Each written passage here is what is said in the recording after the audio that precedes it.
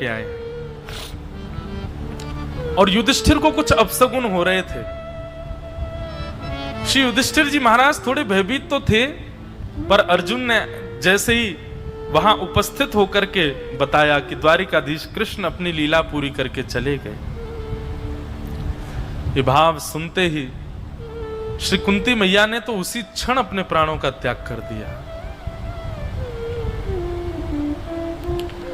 पांचों पांडव मन में विचार करने लगे, इतनी हमारी सहायता करने वाले, हर समय हमारे साथ पैर से पैर मिलाकर के चलने वाले श्री द्वारिकाधीश आज हमें छोड़ करके चले गए। अब हम कैसे बैठ सकते हैं हस्तिनापुर की राज्य गद्दी पर, जिनकी कृपा से हमें सब प्राप्त है। और कल हम सुन रहे थे कि श्री अर्जुन भगवान के द्वारा किए गए उपकारों का स्मरण कर रहा है। बंधुओं, उपकारों का स्मरण उसी समय कर लिया जाए जब उपकार करने वाला सन्मुख हो, पर यह मानवीय स्वभाव होता है कि उपकार जिसने किया है वह जब तन से उपस्थित नहीं होता या हमारे सन्मुख नहीं होता, तब हम उसके उपकार याद करते हैं। जब वो दूर चला जाता है तब उसकी योग्यता, तब उसकी श्रेष्ठता, तब उसके गुण हमको दिखाई देते हैं। बंधुओं, आध्यात्मिक होने का एक यह भी लक्षण समझिए कि व्यक्ति सन्मुख हो तभी उसके गुणों का दर्शन हो जाए, तभी उसके द्वारा किए गए उपकार हमको दिखाई देने लग जाएं। पर यह मानवीय स्वभाव है कि वो तब उसका स्मरण नहीं करता। अब आप जो भाई लोग यहां बैठे हैं, सब लोगों ने अनुभव किया होगा, शमशान यात्रा पर जब जाते हैं, राम नाम सत्य कहते हुए जब जाते हैं और जिस शव को लेकर के जाते हैं, उसने चाहे जीवन में कितना भी कुछ बुरा किया हो, लेकिन उसकी अंतिम यात्रा में एक व्यक्ति भी उसकी निंदा नहीं करता है, सब उसकी प्रशंसा करते हुए चलते हैं।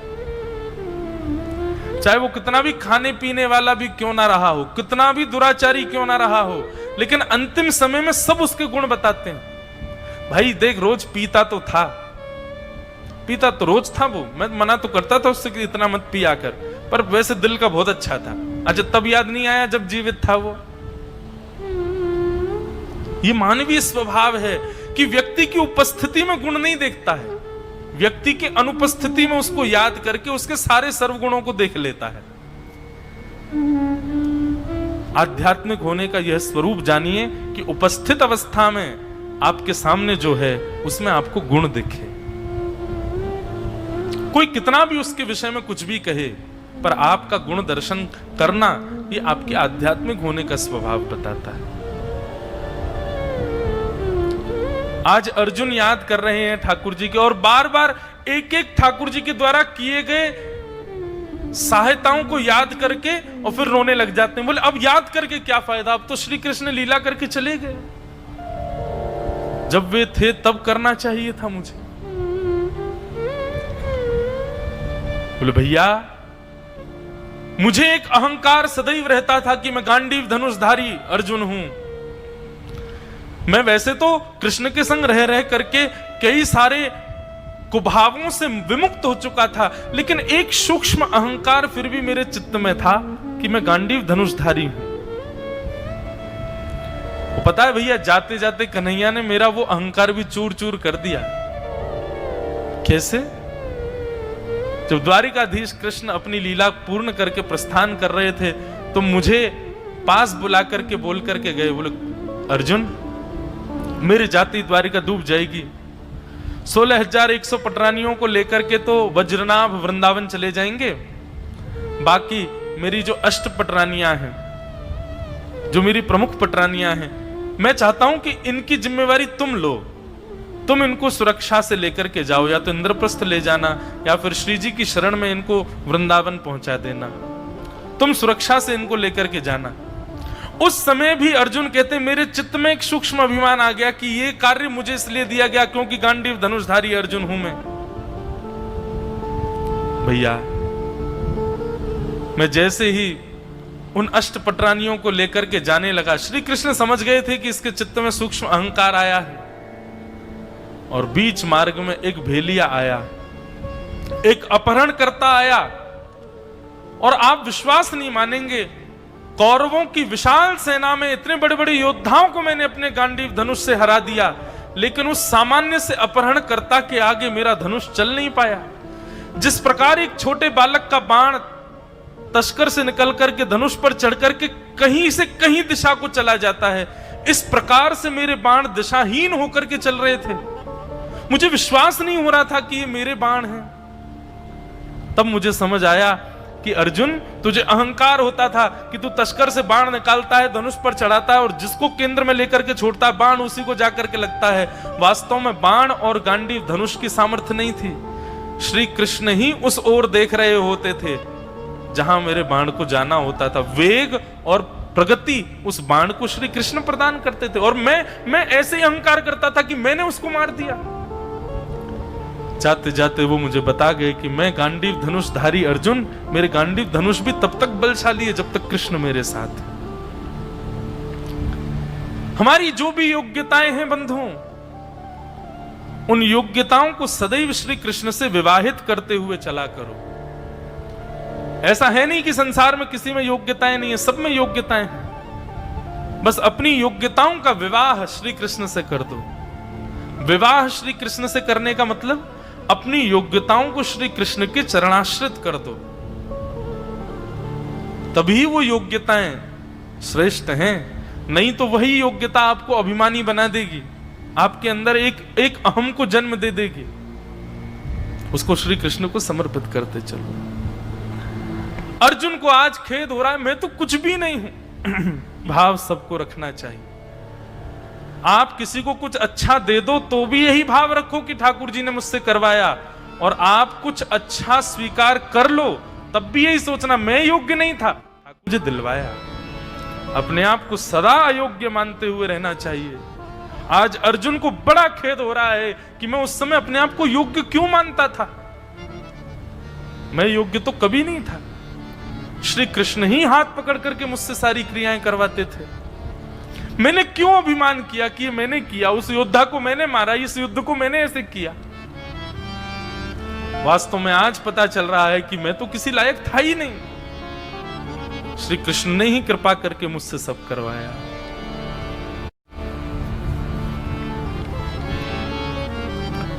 अर्जुन बहुत व्यथित हो गए।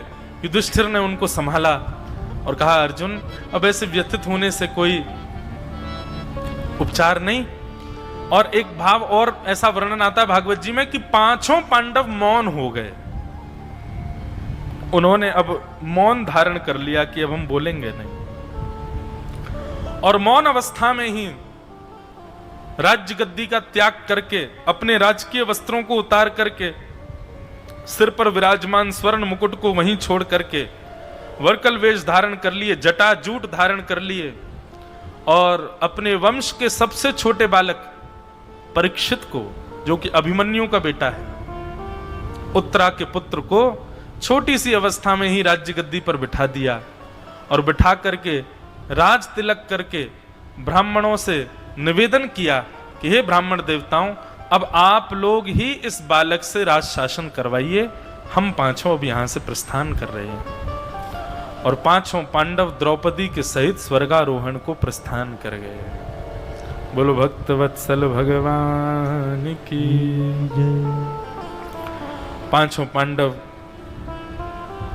स्वर्गारोहण को प्रस्थान कर गए।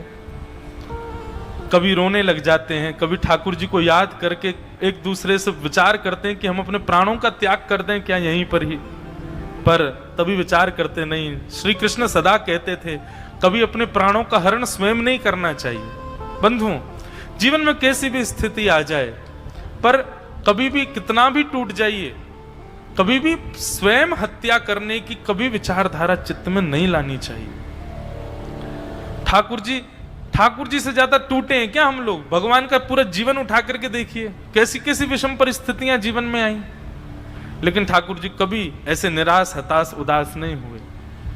स्वयं को प्रसन्न रखना सीखिए। हर स्थिति में स्वयं को प्रसन्न बना करके रखा कीजिए। स्वयं को प्रसन्न रखना यह भी एक तपस्या है। हर स्थिति में प्रसन्न रखो।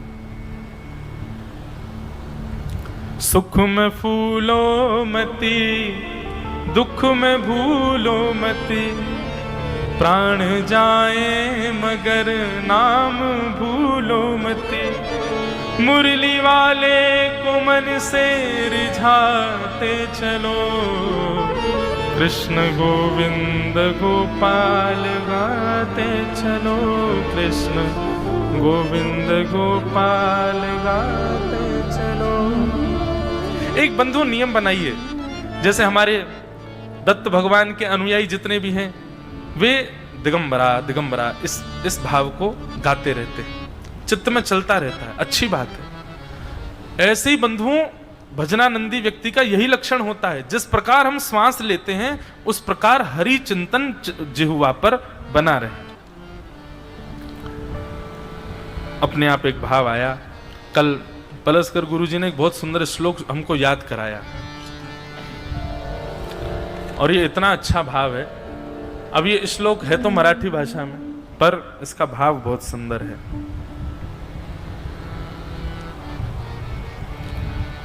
जिहुए ते पहिले तुला ददि मधु, म्या आदरे प्याजिले, देहांते स्मरशीलशं महुनुनी, अत्यादराचे भले, ते तु विस्मरली महूर्णिच, आता जन्मासि आलो पुनः, आता तुझ कहूनी, आता तुझ करुनिम्ब पाजित असे, तू गारा नारायण, तू गाय नारायणा।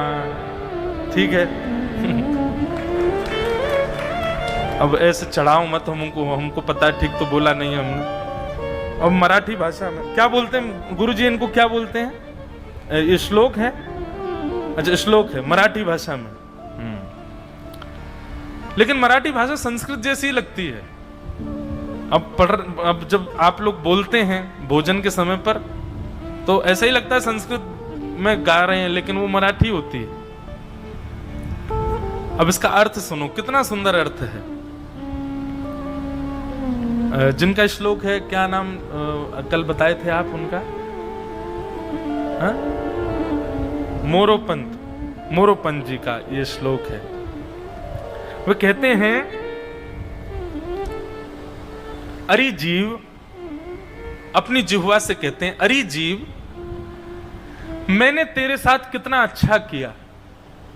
तुझको दही खिलाया, दूध पिलाया, चाय पिलाई, चाय तो नहीं लिखी है लेकिन मैं जोड़ रहा हूं, चाय पिलाई, तुझे बढ़िया बढ़िया मीठा शहद मैंने खिलाया। तेरी जलेबी की इच्छा होती थी, मैं जलेबी खिलाता था। तू पानी पूरी मांगती थी, मैं तुझे पानी पूरी भी खिलाने ले जाता था। मैंने तेरे साथ इतना अच्छा किया, पर तूने मेरे साथ क्या किया? तेरे कारण मेरे देह का नष्ट होना और पुनर्जन्म लेना, ये तेरे कारण ही हुआ है। अगर तूने अंतिम समय में भगवान नाम गाया होता तो मेरा पुनर्जन्म नहीं होता। मैंने तेरे साथ इतना अच्छा किया, लेकिन जीव तूने मेरे साथ अच्छा नहीं किया। तेरे ही कारण मुझको पुनरपि जननम पुनरपि मरणम पुनरपि जननी जठरे शयनम। कितना अच्छा भाव।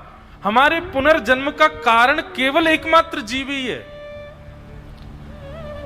और हमारे पुनर्जन्म से निवृत्ति का कारण भी एकमात्र जीव है। अगर इस जिह्वा से नाम गा लिया जाए तो पुनर्जन्म न विद्यते, और नाम ना गाया जाए तो निश्चित है पुनर्जन्म होगा।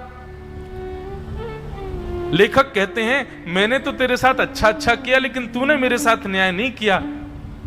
तेरे ही कारण मेरे को पुनर्जन्म लेना पड़ा है। लेकिन अब मैं तेरी नहीं मानूंगा। अब जो तुझे चाहिए वो मैं तुझको नहीं दूंगा। तुझे अच्छा खाना, तुझे अच्छा पिलाना, ये सब अब मैं नहीं करूंगा। और यहां तो कहते हैं, मैं तुझको काड़ू निम्ब है, नीम का रस पिलाऊंगा कड़वा कड़वा, और तुझे ऐसी ऐसी चीजें खिलाऊंगा जिससे तू परेशान रहे। क्यों? ताकि तू अंतिम समय में नारायण बोल करके मेरा उद्धार करे। कितना सुंदर भाव। अरे जीव, तू संभल जा। तेरे ही कारण मुझे पुनर्जन्म लेना पड़ता है। तू संभल जाएगी तो सारी इंद्रियां अपने आप संभल जाएंगी। कितना अच्छा भाव है बंधुओं। हमारे उद्धार का एकमात्र साधन हमारी जिह्वा है। उस जीव से जितना हो सके हरिस्मरण करो। और कैसे करो? जिस प्रकार श्वास लेने पर नासिका को नहीं पता होता कि वो श्वास ले रही है, इतना नाम जप हो कि जिह्वा को पता ना चले कि वो नाम जप कर रही है, और जप चलता रहे, बिना जप के ना रहना पड़े। यहां पूरे दिन मौन रहने का मतलब ये नहीं है कि तुम मौन रहो, कुछ बोलो मत किसी से, अपने आप को योग्य दिखाओ, देखो हम तो मौन रहते हैं। मौन रहने का मतलब है मौन रह करके मनन करो। मननम मुनि, जो मौन रह करके अपने चित्त में मनन करता रहता है। किसका मनन करे? श्री कृष्ण का मनन करता रहता है, श्री दत्त भगवान का मनन करता रहता है, गुरु के द्वारा सुनाए गए सुंदर भावों का मनन चिंतन करता रहता है, उसको मौन कहते हैं। मौन का मतलब शांत रहना मात्र नहीं है। मौन का मतलब है हमारे पास इतना अवकाश नहीं है कि हम आपसे चर्चा करें, हम मनन कर रहे हैं, हम ठाकुर जी का चिंतन कर रहे हैं, इसलिए हमारी जिह्वा अभी व्यस्त है, ठाकुर जी की सेवा में व्यस्त है, इसलिए मौन रहना है। मौन का मतलब केवल न बोलना नहीं होता है। मौन होते इसलिए हैं ताकि जीव कुछ ना बोल करके हरि स्मरण करे, हरि चिंतन करे, हरि ध्यान करे।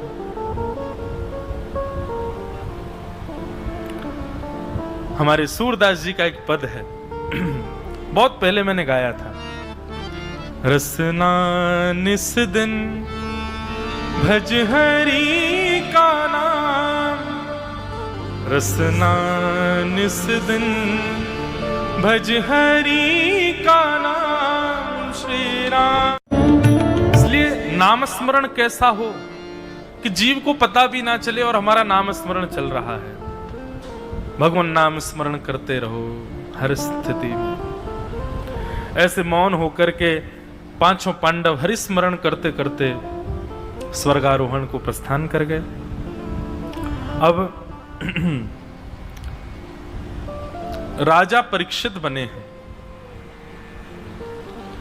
ब्राह्मणों के शासन में राजा परीक्षित ब्राह्मणों की आज्ञा अनुसार पालन करते हैं, शासन चलाते हैं।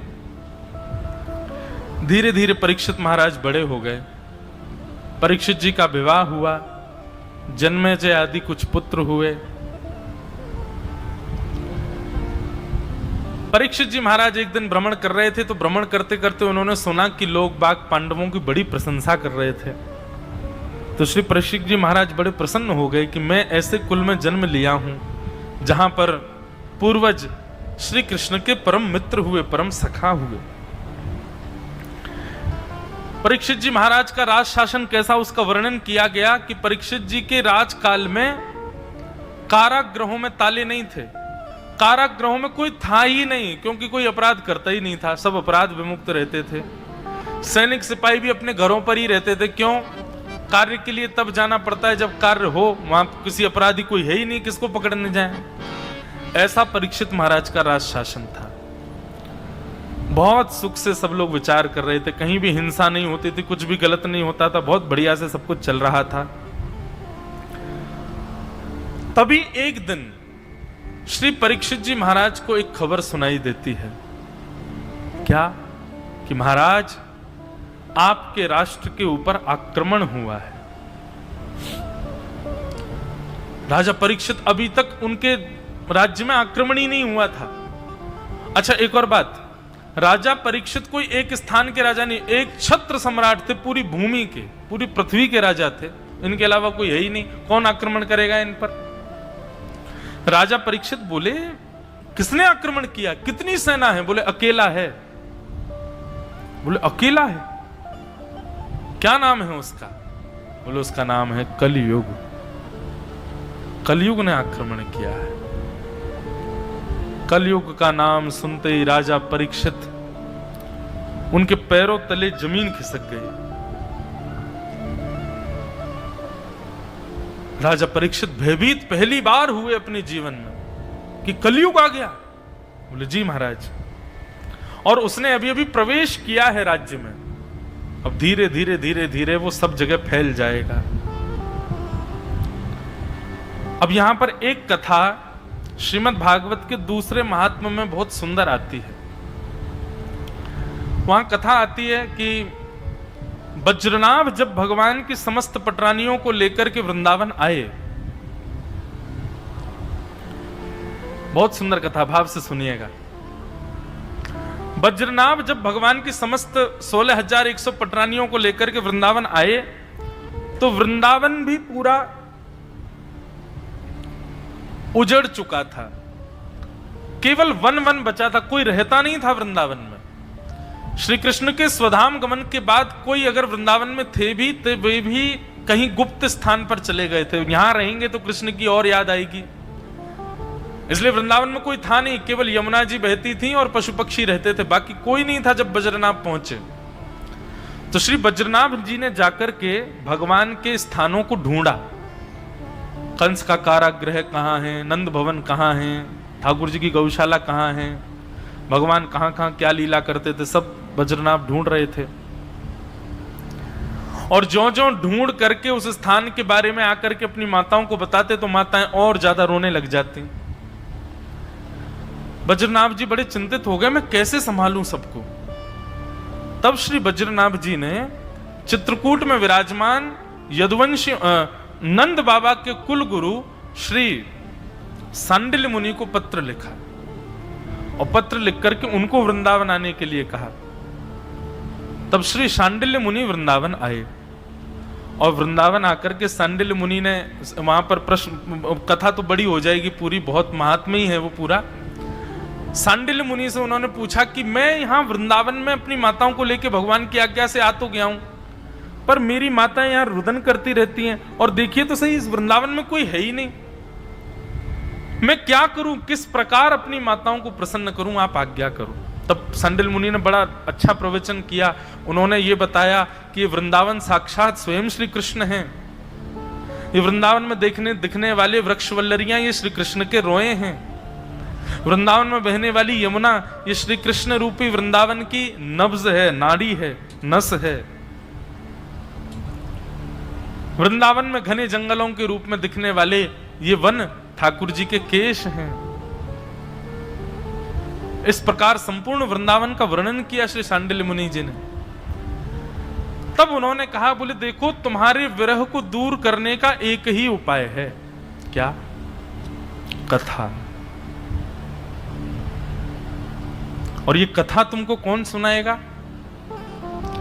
बोले भगवान के परम मित्र श्री उद्धव जी महाराज जब वृंदावन आए थे और वृंदावन से जब वापस जाने लगे तब उन्होंने झोली फैला करके विधाता से मांगा था, आशा महो चरण रेणुज श्याम हम श्याम वृंदावने किमपि गुलमलतोषधीना।